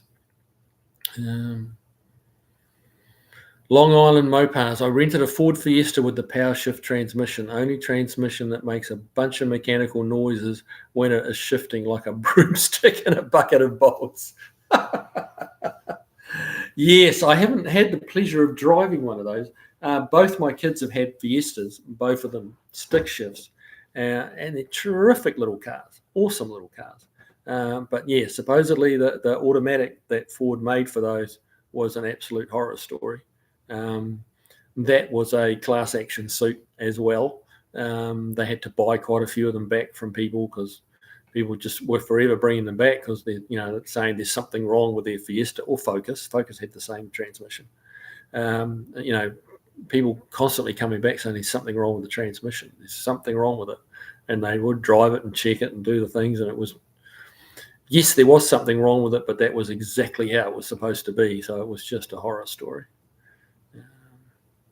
But yeah, Ford have a little bit of a history of doing some dumb shit like that. Unfortunately, and I'm a Ford guy, but you got to be realistic about it. They've done some odd things at times over the years.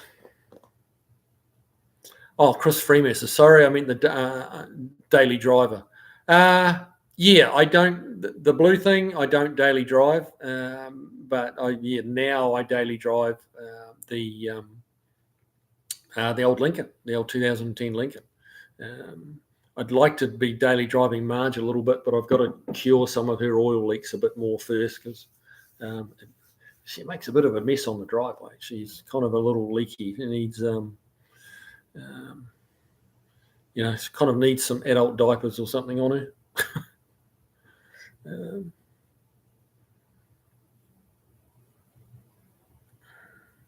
And it's been too dang hot in summer too to drive. I mean, Marge, on the list of things to do on old Marge is air conditioning, and I've got a spare kit there to put in her, but honestly, it's so busy at work. I spend a third of my day answering calls, telling people I can't do it, and then the other 2/3 of the day, talking with people that walk through the door because they can't get me on the phone, and then actually trying to do some billable hours. The day goes very fast, and there's just not much time left for Marge and projects and Sunbeam Alpines and things like that. If anyone wants to open a hot rod shop, then they definitely want to think about Nashville, because there's a chronic shortage around here, and it's probably like that around the rest of the country. But I'm in Nashville or Greater Nashville, and man, you tell people it's a 6-month waiting list, and there was a time when they'd have just been horrified and probably almost hung up. That's ridiculous. Now they're like, 6 months is okay. And people are quite accepting of a 6-month wait, which just blows my mind, honestly. It's like, wow, okay. And I have to stop doing that now, really, because it's too far out to plan. You cannot accurately plan 6 months out, because you get a car like this GDO today that should have been a 2-3 hour job, and it's probably, not including the engine rebuild, but it's probably a 2-3-4 day job, getting it out, getting everything cleaned up, like basically doing an engine/engine bay restoration. There's a bunch of hours in that, and I booked that in thinking you guys are going to love seeing this car, because it's a 4-speed tri-power GDO. Like, what's not to like? I thought this will make a really good little YouTube video. Help the guy out. He's stuck; it doesn't go, and just a few hours work, and it didn't work out that way. I did not expect an ignition issue to turn into an engine rebuild, but that's what happens. That's just what happens.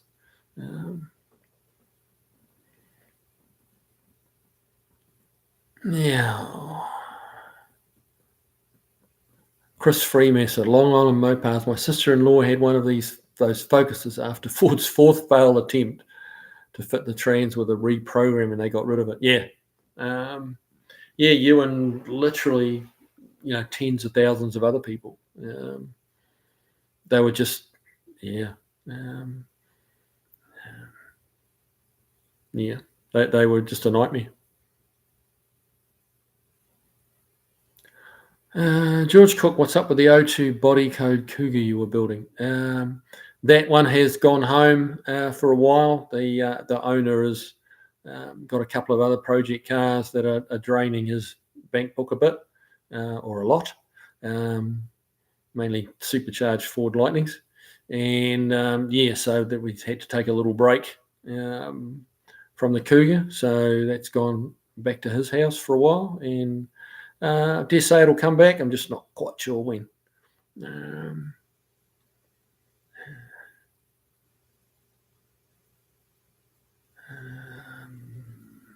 Okay, what else have we got? Long Island Mopars, thumbs up. Yep. Dickie Farley, Kiwi, the flavoured Crown Royal I was talking about was the peach and apple. It is great, and they make a Canadian maple I would like to try.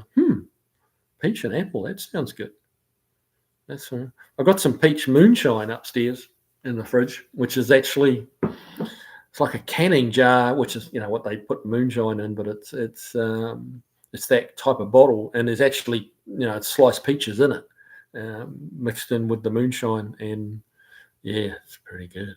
It's pretty good. It's not particularly strong. It's only like 17% alcohol or something. It's not actually It's not rocket fuel by any means, but it's good.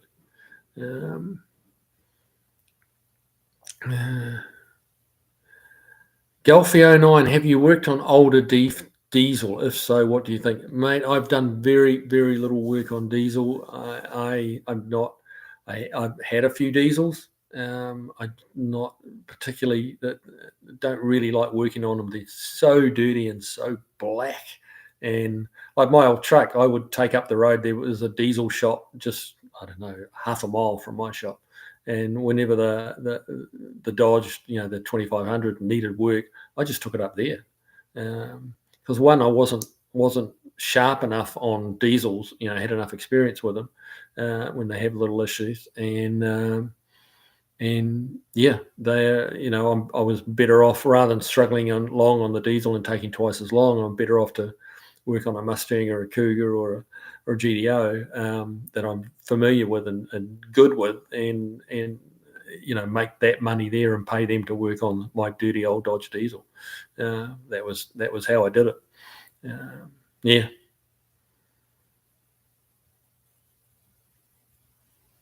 Long Island Mopars. Big shortage of shops around these parts too, and junkyards for parts scavenging. Yeah. That cash for clunkers did away with a lot of the old parts cars. Volf, yeah. Yeah, unfortunately, a lot of we've lost, what is it, three hot rod shops around Nashville have closed in the last, it's probably 18 months now, just due to the owners dying. They were old and they just kept on marching on, and they died. And so those shops have gone. The staff they had have filtered out amongst some of the other shops and probably out of state or wherever they've gone. But those shops have gone. Another guy there was another guy at the end of my building that was doing specifically old cars, and that's a bit of a long story, but the bottom line is he's now working for a collector on his 300 car collection, and the two of them that were in that shop are just working for this guy now, and they just work on his stuff. They just keep it all in pristine condition, ready to fire up when he chooses, which one he's going to drive on Saturday, and then which different one he's going to drive on Sunday, and they just have it all ready for him to rock and roll. And that's their world now. They just work on that stuff. And Joe Public has a lot. Those two guys are lost to the hot rodding people around Nashville now. So it's just the way it's going. Volfly backed up for 2 weeks on regular cars. Yeah, 2 weeks is not bad. I've heard of people waiting 3 months to get their regular car into the panel shop around here. They have a little fender bender that they can still drive the car, and they'll be waiting 3 months to get it in so they can drop it off to get the a new front fender put on or a crunched in door replaced. Just on their little Kia whatever.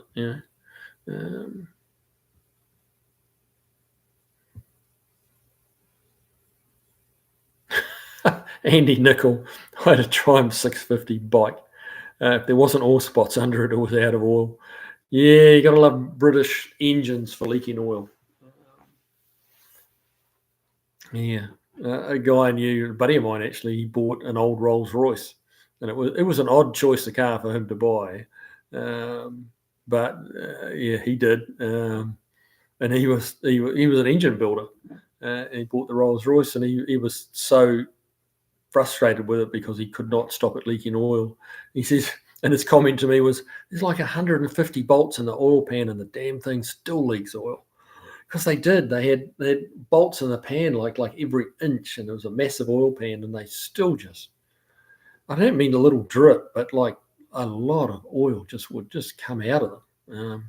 And honestly, it's a British engine. In my opinion, it's a British engine thing. They were just shocking for leaking oil.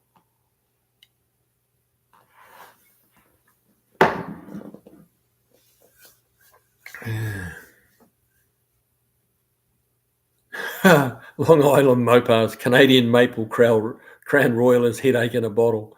Ask me how I know. So you think it's the contents of the bottle, not the volume of the bottle that actually imbibed by the said person. We're not kind of sidestepping the responsibility here, are we? Long Island. If you drink enough of anything, it'll give you a headache, buddy. Stephen Mullen, far out. Working on a collection sounds like a good work if you can get it, though. Money for jam. Yeah, well, this is, he looked at it and he's like, man, I can work for someone else. I don't have to deal with customers. I don't have to deal with warranty work, or customers that are upset because they feel like it's too expensive, or trying to explain to a customer why we can't get this part, or, he's working with a guy who has a huge collection. He knows the ins and outs of them. And yeah, they rock in there at 9 o'clock in the morning. They get through what they get through, and they go home. And then he puts his feet up, has a beer, has a bourbon, whatever it is he has. There's dinner. Spends a bit of time with his family, and life's good. No Saturdays. Never works Saturdays anymore. So yeah, as you say, nice work if you can get it. But these big collectors are kind of popping up a little more frequently these days. Yeah. That video I did a while ago on the Copart guy, his collection, that was, I'm not sure how many were there, but there was probably 300 or so. Now he has a son and a son-in-law, and both of them have bigger collections than the one I did the video on. So yeah, money has a habit of drawing into the similar areas.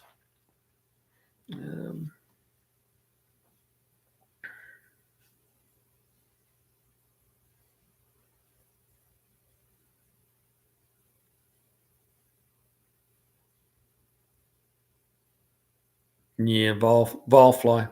Yeah, some of their little wee engines that they're turboing Ford, like the Ford Fiesta, which is what my daughter drives now. It's got the little 1.6 in it. They brought out that same body shape has a 1 litre turbo. Not as good a car, just not as good a car. Just more problematic. They think on a light throttle they can get a little bit more to the gallon, but as soon as you start pedaling them, even in a modest manner, I don't mean like giving it hell, but just driving briskly, they get less to the gallon because they're working that little bit harder and they're jamming. The turbo's jamming fuel and air in there, and they just tend to be less reliable as well. So yeah, I wouldn't buy. I'm a big fan of that little 1.6 Fiesta. I really am. But not that little 1 litre turbo. You can just go too small, in my opinion, for what it's worth, which may not be very much. Jay Weiss, hey man, welcome along. Jay Weiss, hey Kiwi, do you miss New Zealand? Honestly, that's a yes and no. Certainly there's some things I miss. Family I miss. The familiarity at times of just places that you grew up with. I mean, I spent the vast majority of my adult life there. And I'm kind of looking forward to going home in December, and still can see, there you go. So you still call it home. America here, like Nashville, is home, but New Zealand will also always be home. So yeah, I do miss it a bit. And there's things I don't miss. There's not wanting to delve into politics because we've already kind of banned that tonight. But there's some, don't think America is the only place with some BS politics going on, because that's all around the world, trust me. And New Zealand is no different. Yeah, it's there's some things I don't miss, some things I do.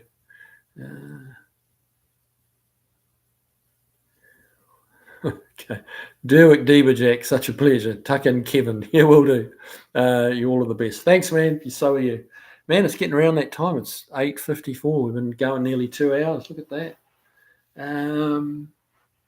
Yeah, so we'll be wrapping up soon. But yeah. Vilefly, the GMs have turbo issues. Fords have boost control solenoid issues. Yeah, I mean, honestly, man, it sounds like you're working a lot more with the later model stuff than I am. Fortunately, I don't have to work with that later model stuff. And yes, I'm not really up with the different issues that they have. And the two late model cars that I've got, one's mine, one's my wife's. They go to the dealership because I simply don't know how to work on them. Open the hood and really very little looks familiar. So yeah, the late models we've got, they just go to the dealership and fix whatever's wrong with them if there's something wrong, or get them serviced or whatever. That's the way it's going to be. I'm not interested in learning how to work on a 2023 car. And if I was 30 years young, it'd be a very different story, but I'm not. So yeah.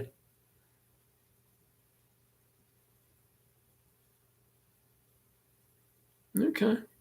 Vilefly, the EcoBoost 1 litre 3-cylinder has an oil-soaked oil pump belt that's brakes.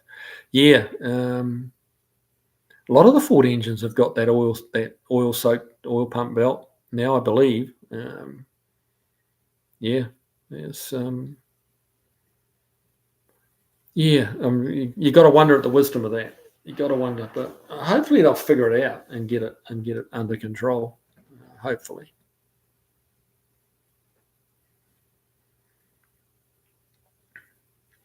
James Martin, hello Kiwi. You're up against some tough competition tonight. Who's that, James? Hopefully you're not talking about our politicians, but yeah, I mean that's the trouble with doing a live. There's a lot of people doing live, so you end up clashing with somebody, and I don't know. You just got to pick your night, and I pick a night that's convenient for me. I specifically didn't want to go up against Art, like Dr. Art, and I didn't want to go up against Tony, which he's on Wednesday. So yeah, Tuesday night was a good night. So here we are, or here I am.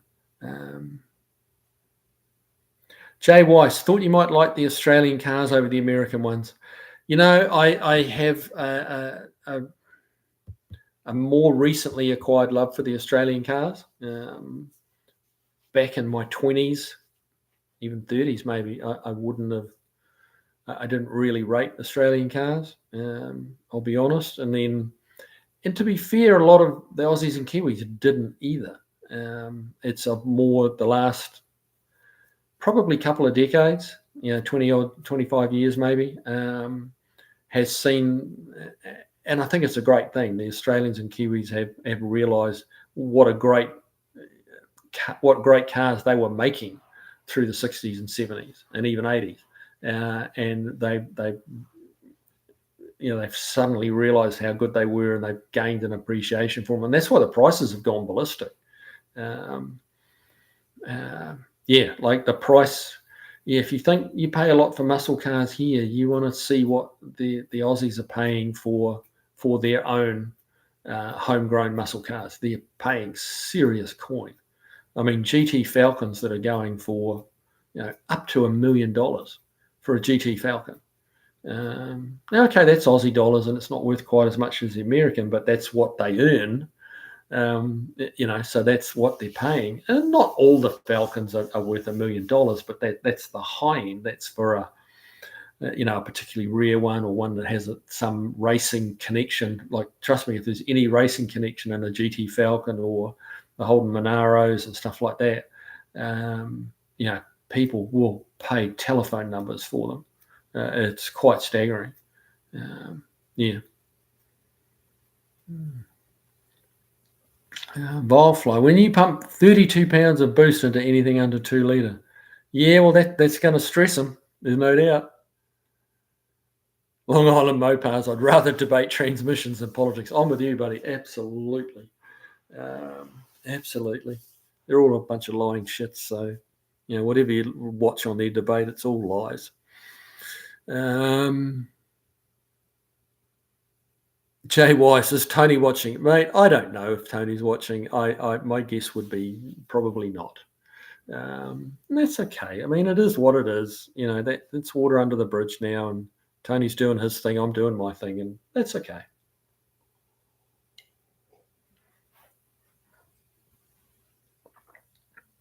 John Giddings, what's the weather there? It's 59 Fahrenheit, 15 degrees Celsius. It's sunny. The weather here today, we hit 88 degrees today, and that's a cooler day for this time of year. It's a little bit cooler. We were getting 90 degrees in the 90s and high 90s pretty regularly up until like about a week and a half ago, and it seems to have taken a little cold dip because we're heading into winter. And I'm happy about that. Yeah.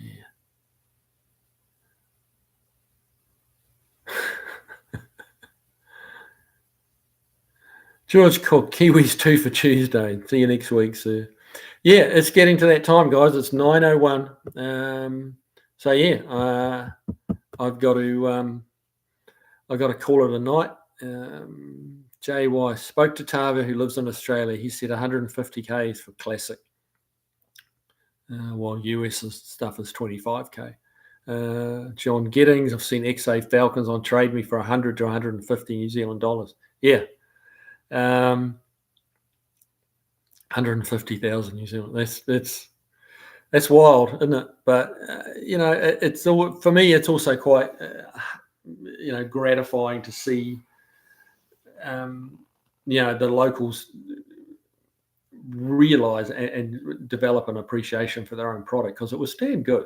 The Aussie Fords and GMs, you can't say Chevys because they didn't have Chevys, but the Aussie Holdens, which was GM, they made actually world-class cars, in little countries down the bottom of the world, and they were doing pretty exceptional things with what they had. And any of the Aussie Falcons and Holden Commodores were a match for anything the Americans were making, and which is why like the Pontiac G8 is a Holden Commodore, and it was a Holden Commodore first, and then Pontiac went, damn, that's a pretty good car. What if we bring it over here and put a Pontiac badge on it? And they did. And they sold a whole bunch of them. And you try and buy a Pontiac G8 now, you're going to pay for one here. Those things, the price on those is going up. And the Chev Impala, which was a limited few years that they ran them for, but that was also the Holden Commodore. And you're paying a premium for those now, way over and above similar cars of similar era. So Mad Max Coupe, 150K in Australia. Absolutely it is, yeah. Yep. All right, guys. Well, yeah, it's that's 2 hours and 2 minutes, and I'm tired, I'm fading, and I'm going to go and get some shut-eye and get ready for another long, fairly hot day in the shop tomorrow. I've got to pull an engine out of a GTO, so that's my little mission tomorrow, among other things. And thanks for joining me. Enjoy it. Enjoy all your comments. For the guys I didn't respond to, I do miss a few of your comments, and I'm sorry for that. If I've missed it, it's not because I didn't want to answer. I just missed it, and put the same question up again, and I'll try and get to it. I really will. So have a great night, guys. Have a great rest of the week, and I'll try and get a few more videos out this week for you, and see you next Tuesday. Good night, guys.